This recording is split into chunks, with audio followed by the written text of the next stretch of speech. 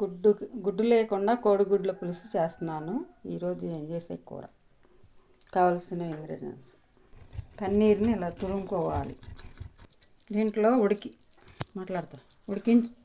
ఉడికించిన బంగాళదుంపలు ఇలా పన్నీరు ఉడికించిన బంగాళదుంపని కలుపుకోవాలి.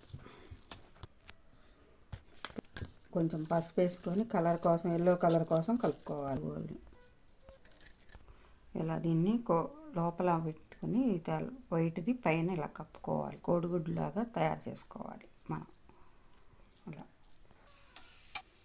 అలా బిర్యానీ ఆకు, జీలకర్ర వేసాలి, పచ్చిమిరపకాయలు, పసుపు, టమాటా ముక్కలు, పాకు, కొత్తిమీర, అల్లం పేస్ట్, తగినంత ఉప్పు, కారం, పల్లీలు, ఎండు కొబ్బరి, జీడిపప్పు పేస్ట్, నీళ్ళు కొద్దిగా, మేతి ఇందులో పెట్టుకోవాలి.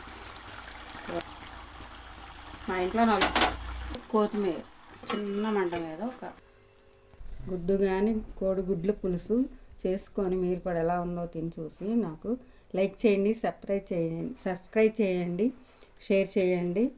ఈ కూర మీకు నచ్చినట్టయితే మీరు కూడా చేసుకొని తిని కోడిగుడ్డు